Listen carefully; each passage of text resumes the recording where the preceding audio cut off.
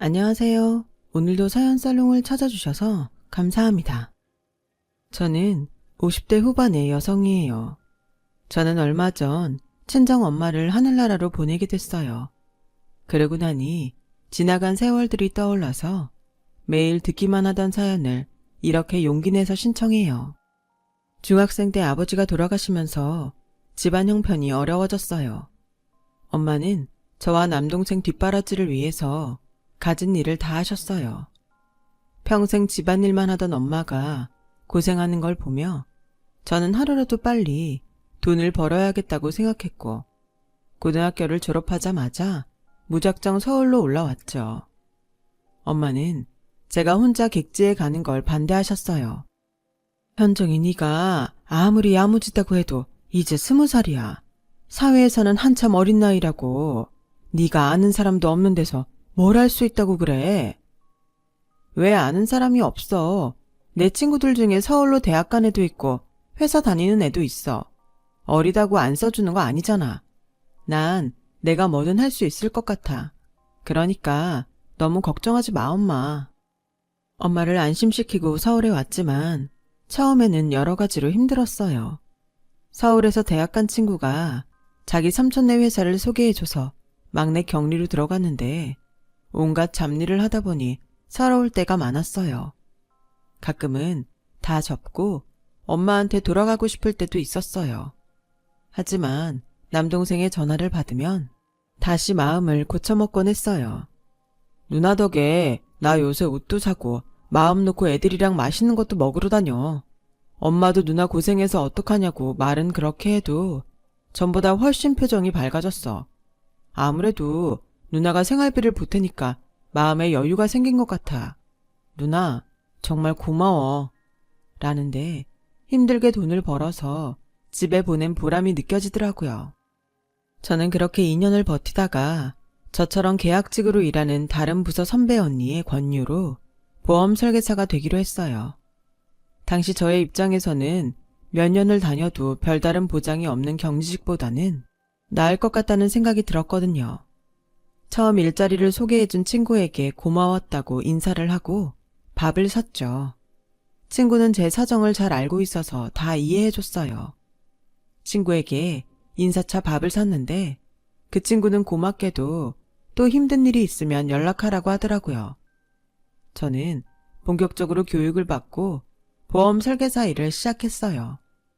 처음에는 선배들을 따라다니면서 실무를 배웠고 어느 정도 시간이 지난 후부터는 혼자서 일을 했어요. 처음에는 이전 회사분들 통해서 실적을 쌓았지만 계속 아는 사람들한테 기댈 수는 없었어요. 회사가 많은 지역을 찾아가서 주변 상인들이나 지인들에게서 정보를 최대한 얻고 그 다음에 직장인들에게 맞는 보험들을 추천했어요.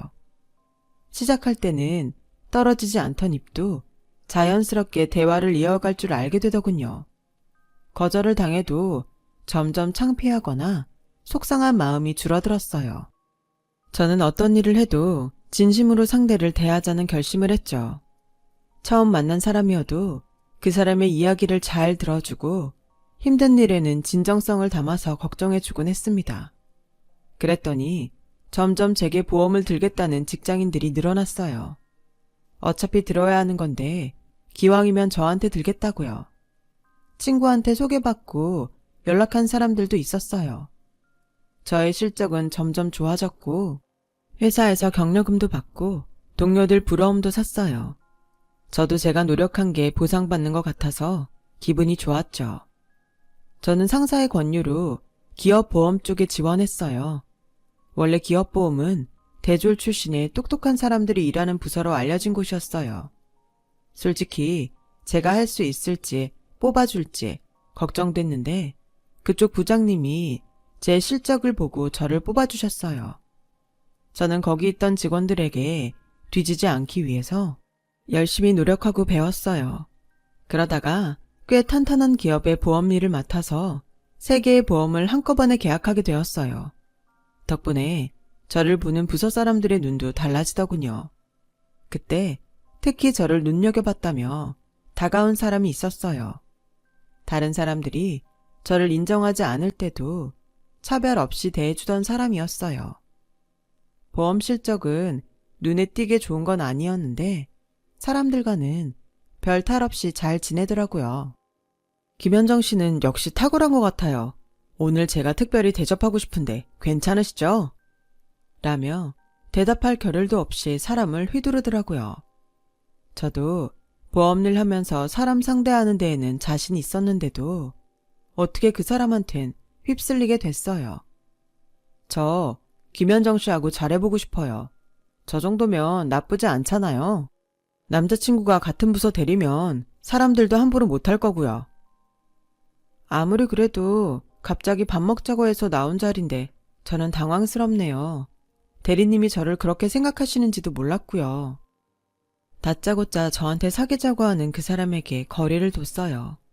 하지만 그 사람은 끈질기게 저에게 접근을 했고 실적이 쌓이자 저를 대하는 게 달라지기는 했지만 여전히 고졸인 저를 차갑게 보는 부서 사람들 속에서 저는 결국 그 남자에게 마음을 내주고 말았네요. 처음부터 저를 차별 없이 대해줬던 사람이어서 저도 점점 마음이 가는 게 사실이었어요. 그 남자와 연애를 하면서 일만 하던 생활에서 벗어났어요. 극장도 가고 교회에 있는 맛있는 집도 가면서 일하고 돈 벌어서 집에만 보냈던 단조로운 일상이 변했죠. 그게 나쁘지 않으면서도 한편으로는 불안했어요. 내가 즐기고 노는 시간 동안 엄마와 동생은 고생하고 있을 것 같았거든요. 그래서 평소에는 더 일에 몰두했고 회사를 상대로 어떻게 보험 계약을 따낼지 더 많이 연구하게 되더라고요. 제가 그렇게 하니 남자도 덩달아 옆에서 제 노하우를 보게 됐고 그 덕에 저와 남자는 한 번에 2회사씩 계약을 성사해서 나란히 이달의 사원이 되기도 했어요. 현정이 만나고부터는 안 되는 일이 없는 것 같아. 우리 진짜 천생연분인가 봐. 그러니까 그냥 결혼하자. 라며 처음 저한테 다가왔을 때처럼 뜬금없이 결혼 얘기를 했어요. 저는 전처럼 펄쩍 뛰지는 않고 생각할 시간을 달라고 했어요. 저희 집을 생각하면 제가 결혼하는 게 더 좋을 것 같았어요. 하지만 남자 집에서 저를 좋아할지 걱정이 됐거든요. 그런 쓸데없는 걱정을 왜 해? 우리 엄마 그렇게 꽉 막힌 사람 아니야. 아버지 작년에 돌아가셔서 외로운데 집에 사람 들어와서 잘 됐다고 하실 뿐이니까 마음 놔도 돼. 라고 자기만 믿으라는 말에 저는 그러자고 했어요. 지금 생각해보면 그 말을 믿고 싶었던 것 같아요. 그만큼 저도 의지할 사람을 찾았던 것 같기도 하고요. 집에 인사하러 가서 만난 시어머니는 따뜻하진 않았지만 시원시원해 보였어요. 사람 사는 게 다 똑같지 뭐. 암만 좋은 대학을 나오고 집안이 어떻다 해도 돈 못 벌면 다 소용없는 거야. 돈 잘 벌고 시댁에 잘하면서 살면 누가 뭐라고 하니? 니네 하고 싶은 대로 하면서 살아. 라는데 시원시원하게 하고 싶은 말 하는 게 남자하고 똑같더라고요. 남자한테는 여동생이 있는데 결혼하고 난 뒤부터 왕래가 없다고 했어요. 저는 결혼하더라도 크게 부딪히면서 살 일은 없겠다고 생각했죠. 엄마도 남동생도 제가 남자와 인사하러 가자 따뜻하게 맞아줬고요. 하지만 남동생은 나중에 저를 따로 불러서 남자가 볼 때는 믿음직하지 않다며 걱정했지만 괜찮을 거라고 불안해하는 동생을 다독였어요. 결혼하고 처음에는 그럭저럭 잘 지냈어요. 그러다가 어느 날 회사에서 제게 그만두거나 일반 부서로 옮기라는 압력이 들어왔어요. 결혼했는데 남편과 같은 부서이고 제가 집안일로 회사 행사에 빠지는 일이 늘어나다 보니 그런 것 같았어요. 당신이 정 회사 그만두고 싶지 않으면 전처럼 일반인 대상으로 해도 되잖아. 당신이 관리하던 회사들은 나한테 넘겨도 되고 우린 가족이잖아. 저는 제가 관리하던 회사들을 남편에게 모두 넘기고 일반 부서로 옮겼어요. 그때부터 남편은 집에 늦게 들어오는 날이 많아졌어요. 관리하는 기업들이 늘고 접대도 해야 된다는 거였지만 저도 같은 일을 해봤기 때문에 남편이 이리저리 핑계를 대며 집에 들어오지 않는다는 걸 눈치채고 있었어요. 그러다가 회사 동료였던 직원이 저한테 전화가 왔어요. 제가 일반 부서로 옮긴 다음부터 남편이 계속 제가 넘긴 거래처 중 여자 과장하고 다니는 걸 여러 명 봤다는 거였어요. 당시 저는 엄마 건강이 많이 안 좋아지셔서 고민이 많을 때였거든요. 사흘 만에 집에 들어온 남편에게 엄마가 건강이 안 좋으신데 내 동생도 제대하려면 몇 달 있어야 되고 제대로 돌봐드릴 수가 없어서 내가 모셔오려고 해. 괜찮지? 우리 집에 모신다는 거 아니지? 당신 어머니니까 당신이 알아서 하는데 나까지 불편하게 하지는 마. 내가 당신하고 사는 거지. 당신네 식구들하고 살아야 되는 건 아니잖아. 그렇게 따질 거면 어머니 생활비도 당신 월급에서만 드려. 왜 내 월급으로 당신 어머니 생활비를 줘야 돼? 야, 또 치사하게 그런 식으로 나오냐? 너는 결혼해서 우리 집안 사람이잖아. 요즘 같은 시대에 누가 그런 말을 하는데? 그래서 당신은 땡땡 기업 윤미정하고 보란듯이 돌아다녀? 남자가 밖에서 일하다가 보면 만나서 어울릴 수도 있지 뭘 그래? 그건 내 자유야. 알았으니까 당신이 어머니 모셔오든 말든 마음대로 하고 내가 누굴 만나고 다니든 신경 쓰지 마. 그렇게 말하곤 도로 집을 나가버리는데 저렇게 당당하게 나오는 게 더 기가 막혔어요. 거기다가 시어머니는 한술 더 떠서 남자가 화통하고 성격 좋으면 여자들도 따르고 그러면 자연히 만남도 갖고 할 수 있는 거야. 넌 어떻게 조선시대 여자처럼 코리타분한 생각을 하면서 사니? 우리 재홍이가 너처럼 그랬으면 너 같은 애 만나기라도 했겠니? 애가 능력이 좋아 그런 걸 갖고 피곤하게 구는 거 아니야.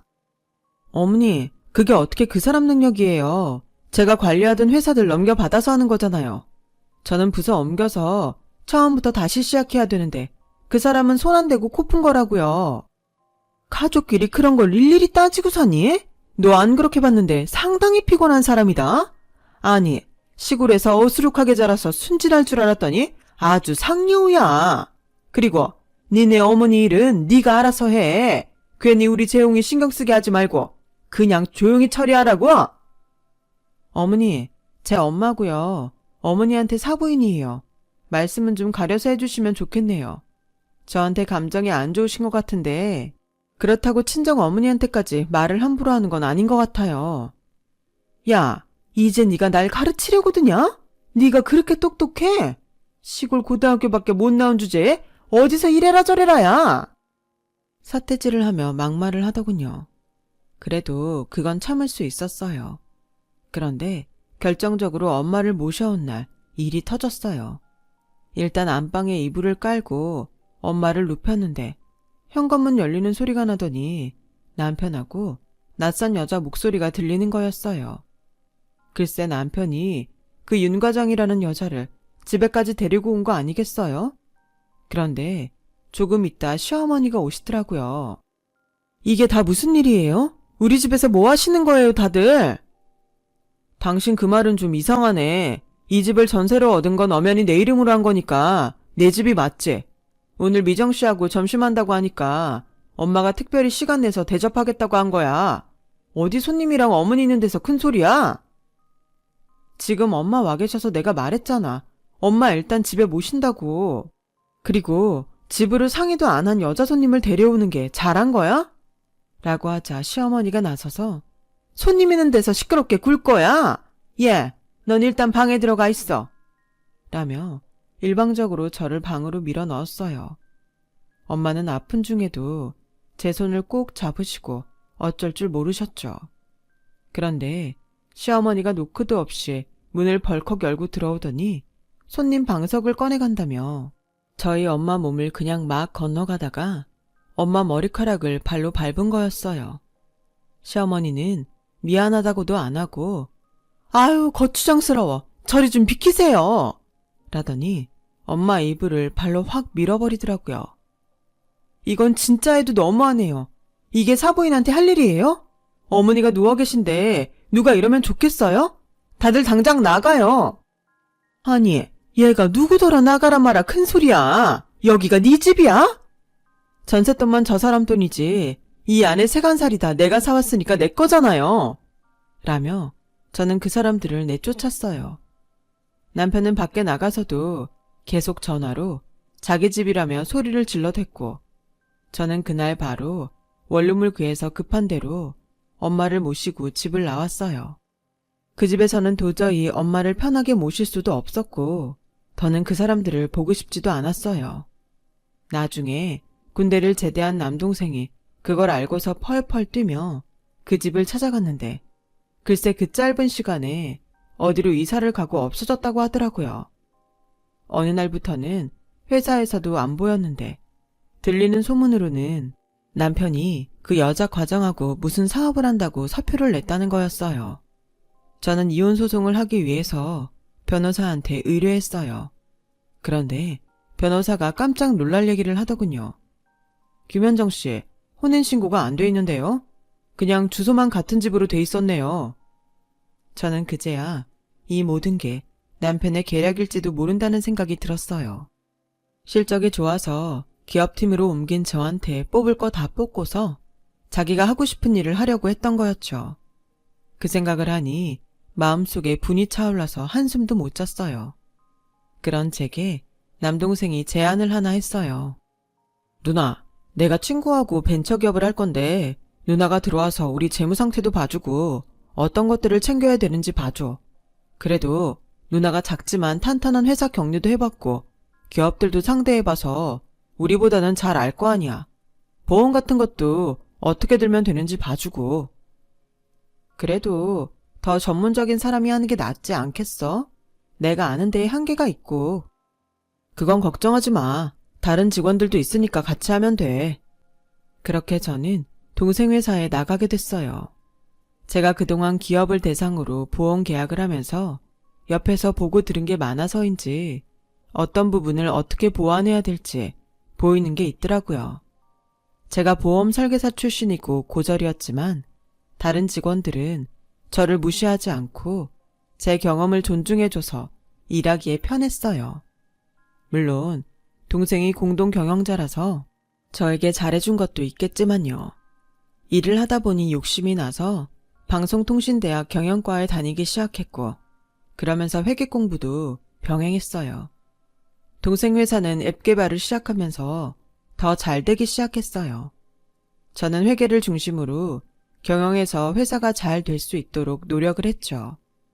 동생이 개발한 앱들이 좋은 평가를 받으면서 대기업과 계약을 맺게 됐고 그 덕에 회사의 재정 상태도 많이 좋아졌어요. 그렇게 되기까지 10년의 세월이 걸리더군요. 남편과 살았던 3개월 정도를 빼면 그 10년은 제 인생에서 가장 보람있는 시간이었어요. 엄마는 전보다는 나아지긴 했지만 만성질환이 많아서 쉽게 회복은 되지 않았어요. 저와 남동생은 시간이 나는 대로 엄마를 모시고 좋은 데도 많이 가고 드시고 싶은 것도 많이 사드렸어요. 니네가 이렇게 다 잘되고 편안하니까 엄마는 아픈 것도 다 나은 것 같아. 바람 쐬러 좋은 데도 많이 가고 맛있는 것도 먹고 이런 좋은 날이 오는구나. 엄만 이제 괜찮으니까 너무 걱정하지 않아도 돼.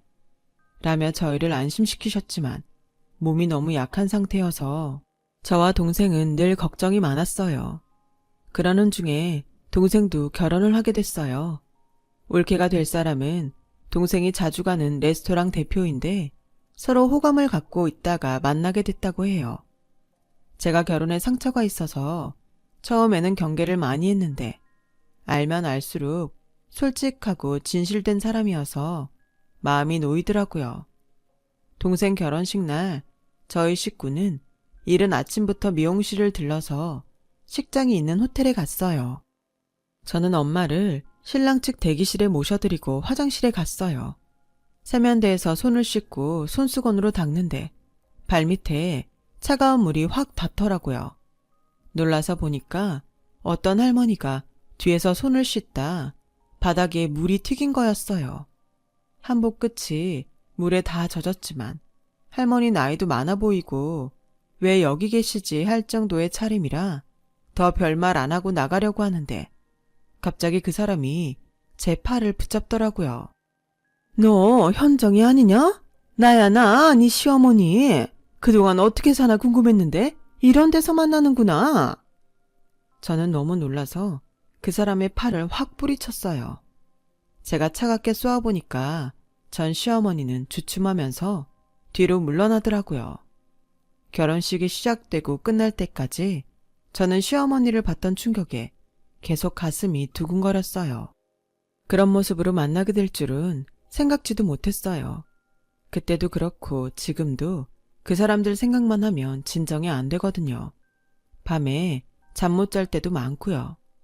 결혼식을 무사히 마치고 동생 부부가 신혼여행 가는 걸 배웅한 뒤에 엄마와 집으로 가려는데 시어머니가 갑자기 저희 앞에 튀어나왔어요. 엄마는 너무 놀라서 뒤로 넘어질 뻔하셨고 저는 엄청 화가 났어요. 이봐요 할머니, 지금 뭐 하시는 거예요? 우리 엄마 다치기라도 하면 할머니가 책임질 거예요? 어디서 이렇게 사람을 놀래켜요? 라고 하니 전 시어머니는 당황해서 어쩔 줄 모르다가 덥석 제 손을 잡고 내가 너무 반가워서 그만 실수를 했나 보다. 안 다치셨으니 됐잖아. 뭘 그렇게 화를 내고 그래? 나는 다시 만난 기념으로 같이 차라도 한잔 하자고 그런 거야. 저희가 왜 할머니랑 차를 합니까? 좋은 날 망칠 일 있어요? 우리한테 이러지 말고 가서 할머니 일이나 보세요. 일 끝났으면 집에나 가든가요. 라며 손을 거칠게 뿌리치고 엄마와 집으로 왔어요. 그런데 며칠 후 전 시어머니는 어떻게 알았는지 회사로 저를 찾아왔더라고요. 제가 출근하기도 전에 제 사무실에 들어와 앉아 있었어요. 그때 제가 경영팀장으로 있었거든요. 직원들한테는 자기가 내 시어머니라고 했다더라고요. 정말 그 뻔뻔함에 이가 갈릴 지경이었어요. 네가 원래도 수완이 좋더니 여기서도 아주 잘 나가나 보다. 이제 좀 마음에 여유도 생길 줄 알았는데 전에 보니 그건 아닌 것 같네. 너 찾겠다고 여러 사람한테 물어봤어. 동생 덕에 출세했네? 어떤 얘기를 해도 듣고 싶지 않으니까 그만 나가주세요. 안 그러면 사람 부를 거예요? 그러지 말고 이리 앉아봐. 내가 좋은 투자처가 있는데 너도 같이 투자하자. 어때? 이거 다 서로 좋자고 하는 일이야. 이봐요 할머니, 사람 말이 말 같지 않아요? 뭐? 좋은 투자처? 그런 데가 있으면 댁이 날 찾아와서 이러겠어? 어디서 또 사람 등골 빼먹으려고 수작이야. 내가 진짜 경찰 불러야 정신 차리겠어요? 라며 소리를 꽥 지르니까 밖에 있던 직원들도 놀라서 쳐다봤어요. 시어머니는 갑자기 비굴한 표정으로 네가 예전 일로 속상한 건 이해한다. 그래도 나는 좋은 일로 찾아왔는데 이러는 건 좀 아니잖니? 너도 이제 부장씩이나 됐는데 좀 이성적으로 대화해보자고. 내가 부장 되는데 댁이 보태준 거 있어? 그리고 좋은 일? 그 좋은 일을 하는데 이 모양으로 차려입으셨나? 당신 성격에 돈 좀 만지면 이 꼴이 말이나 돼? 주렁주렁 달고 다녔겠지. 그리고 당신이 잘 살면 날 이렇게 보자고 할 일도 없겠지. 제가 화를 내자 직원들이 제 방 앞에서 웅성거렸어요. 그제야 시어머니는 얼굴이 벌개지면서 어쩔 줄 몰라 하더라고요. 제가 정말 경찰을 부를 것 같으니까 시어머니는 바로 가버리더라고요. 하지만 퇴근 후 집 앞에서 또 저를 기다리고 있었어요. 이번엔 전 남편도 함께요. 당신 잘 지냈구나. 다행이다. 내가 늘 생각하고 있었는데 연락할 곳을 몰라서 시간만 지나갔는데 이렇게 다시 만나네? 이게 뭐 하는 짓이에요? 여기가 어디라고 찾아와? 집에 엄마도 있는데 시끄럽게 하기 싫으니까 당장 가요. 엄마 얘기 들어보니까 당신이 단단히 오해한 것 같던데 그러지 말고 내 얘기를 좀 들어봐. 오해? 혼인신고도 안 해놨고 내가 나가자마자 집 팔고 사라진 인간들이 그게 할 말이야? 나 당신들 어떤 인간들인지 그때 너무 똑똑히 잘 봤으니까 나한테 무슨 말을 해도 안 통해. 라며 휴대폰을 꺼내 112에 신고를 했어요. 그랬더니 전 시어머니가 제 휴대폰을 확 뺐더라고요. 이러지 말고 우리 얘기를 좀 하자니까 그래. 니네 잘 사는 거 우리도 다 봤다. 이제 전처럼 무시하지 않을 거니까 한번 같이 잘해보자는 거잖니. 맞아. 당신도 이해를 해야 되는 게 그때 당신네 집이 뭐 볼 게 있었어? 당신이 능력 있는 거 그거 하나였잖아. 나도 그거 보고 당신하고 살려고 했지만 세상 사는 게 만만치 않다 보니까 어쩔 수 없이 그렇게 된 거야. 그때 갑자기 두 사람의 머리 위로 물이 확 쏟아졌어요. 시어머니와 전 남편은 순식간에 물에 빠진 생쥐꼴이 돼서 어쩔 줄 몰라 했어요. 보니까 엄마가 집 담벼락 위에서 커다란 양동이를 들고 물을 쏟아붓고 있었어요. 두 사람은 또다시 물벼락을 맞고는 집 앞에서 몇 발자국 떨어졌어요. 사부인, 제가 그때는 정말 죄송했어요. 실례가 많았습니다. 그만 노여움 푸시고 저희 받아주세요. 장모님, 정말 잘못했습니다. 여보, 내가 진짜 미안했어. 이렇게 화나 있을 줄 몰랐어. 미안해, 응? 라고 하자 엄마는 양동이까지 그 사람들한테 집어 던지시고 이 뻔뻔한 짐승만도 못한 인간들아. 니네가 사람이면 이럴 수가 없지. 뭐가 어째? 내 딸 등에 빨대 꽂고 살려다가 다른 여자가 지들 먹여 살릴 것 같으니 내 딸한테 그런 짓 한 거 아니야? 우리가 바본 줄 알아? 당장 꺼져. 내가 경찰에 벌써 신고했으니까 그런 줄 알고. 아니나 다를까 엄마가 그 말을 하자마자 경찰차가 저희 집 앞에 왔어요. 경찰은 제 얘기를 듣고 두 사람을 경찰차에 태워서 갔어요. 그 뒤로 전 남편은 제게 몇 번 연락했지만 저는 받아주지 않았어요. 동생은 화가 나서 법원에서 접근 금지 신청을 받아냈죠. 알고 보니 전 남편은 그 여자와 사업을 하다가 망했고 여자는 다른 남자와 바람이 나서 나가버렸다고 해요. 전 남편은 공장에 나가고 시어머니는 허리 때문에 일도 못하시는데 다단계 같은 설명회에 간 날 저와 만난 것 같더군요. 그런 걸 투절합시고 저를 또 끌어들이려 하다니. 참, 그런 일들도 엄마가 돌아가시고 나니 그때 일들이 정말 다 꿈처럼 느껴지네요. 저는 결혼 안 하고 혼자 살면서 조카들을 자식처럼 사랑하면서 살고 있어요. 언젠가 좋은 사람도 만나게 될 테고 그런 기대도 있지만 아직 결혼까지는 회의적입니다. 제 긴 얘기 들어주신 분들 모두 건강하시고 행복하세요. 다들 좋은 하루 되시고요. 감사합니다. 여러분, 사연 댓글에 응원과 현명한 조언 부탁드려요. 좋아요와 구독은 저에게 큰 힘이 됩니다. 오늘도 좋은 일 가득하세요.